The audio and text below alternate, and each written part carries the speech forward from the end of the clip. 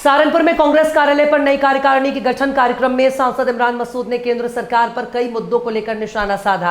उन्होंने कहा कि देश में 500 फॉर्च्यून कंपनियां हैं, लेकिन सरकार की नीतियां 90 अति पिछड़ों और दलितों को पीछे धकेल रही हैं। मसूद ने ईरान के साथ सरकार के रवैये पर सवाल उठाए। उन्होंने कहा कि जब भारत मुश्किल में था तब ईरान ने साथ दिया। कश्मीर मुद्दे पर भी ईरान भारत के साथ खड़ा रहा। आज जब ईरान को भारत की जरूरत है तो सरकार साथ नहीं दे रही। गाजा फिलिस्तीन मुद्दे पर भी उन्होंने सरकार की आलोचना की। उन्होंने कहा कि वहां बच्चों का नरसंहार हो रहा है, सरकार ने मदद भेजी लेकिन चुप है। इन्होंने देश की अर्थव्यवस्था पर भी सवाल उठाए। पहलगाम आतंकी हमले को लेकर मसूद ने कहा कि सरकार अब तक उन आतंकवादियों को नहीं पकड़ पाई जिन्होंने हमारी बहन बेटियों का सिंदूर उजाड़ा। सरकार पहले आतंकियों का स्केच जारी करती है, फिर कहती है कि ये नहीं कोई और थे। उन्होंने सवाल किया कि आतंकी कैसे आए और कैसे गए, ये सब सरकार की विफलता है।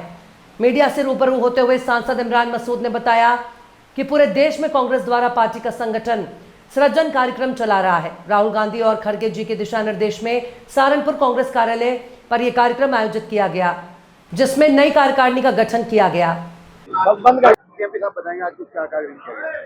देखिए, पूरे देश में पार्टी का संगठन सर्जन कार्यक्रम चल रहा है और राहुल जी के दिशा निर्देश पे, खड़गे जी के मार्गदर्शन में इस काम को चलाया जा रहा है कि हम लोग कांग्रेस को बूथ लेवल तक मजबूती के साथ पहुंचाने का काम कर रहे हैं। और उसी के अंदर आज जिले की और शहर की कार्यकारिणी का उनको मनोनयन पत्र दिया गया और एक शपथ जो कांग्रेस के जनों ने लेने का काम किया उसको लेने का काम किया। लगभग कितने सदस्य हैं जिन्होंने शपथ ली है?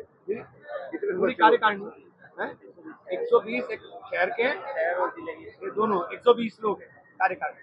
एमपी साहब अगर बात करें, एक जो फिल्म आ रही है उसके खिलाफ बहुत विरोध हो रहा है राजस्थान फाइल। देखिए, क्या है कि सांस्कृतिक रूप से ये लोग लोगों को करप्ट करने की कोशिश कर रहे हैं बौद्धिक रूप से, और जो चीज देश के अंदर नफरत फैलाने का काम करे उससे परहेज करना चाहिए। एक घटनाओं को चूज कर लेते हैं, ऐसी बहुत सारी घटनाएं और भी हैं जो बहुत विभत्स हैं, उनके ऊपर ध्यान नहीं होगा। लेकिन आप नफरत पोषने के लिए कुछ ना कुछ ढूंढते हो, जो नफरत पोष रहे हैं इसके अलावा कुछ। SC/ST की आप बात करते हैं, कितने लोगों को आपने इस कार्यकारिणी में सदस्य बनाया है? उनको पद पर 35% 2027 के चुनाव होने वाले हैं। आपके परिवार से कितने लोग जो है उस चुनाव पर लड़ने वाले हैं? मेरे परिवार से 7 लोग लड़ेंगे, खड़े सब लोग बैठे। मेरा परिवार ये है, उनके रिश्तों का परिवार नहीं होता है, वैचारिक रिश्तों का परिवार है, और वैचारिक रिश्ता है कांग्रेस।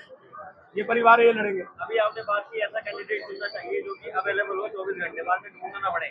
आज के समय में अगर MP साहब के पास किसी को फरियाद लेके ना जाना हो तो कार्यालय पे क्या स्थिति है? कार्यालय नहीं खुलता है।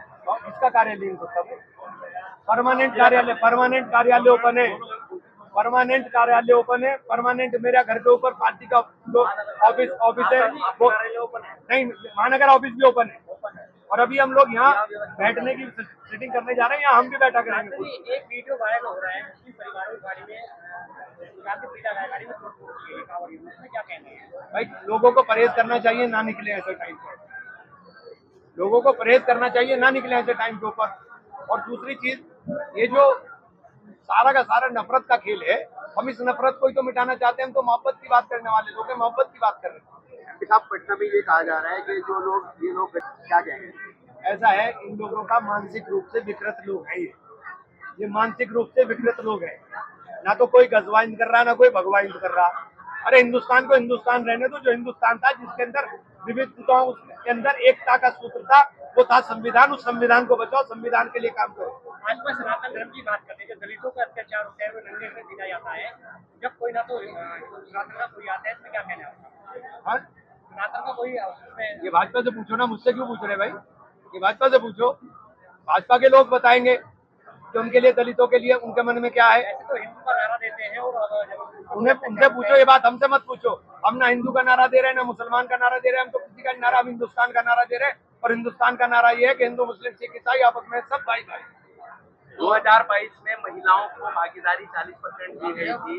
इस बार कितनी भागीदारी देंगे आप? हमारी कार्यकारिणी में अभी 20% हमने महिलाओं को रखा है, और हम लोग आगे लाने की कोशिश कर रहे हैं। कितना कामयाब होता है समय बताएगा।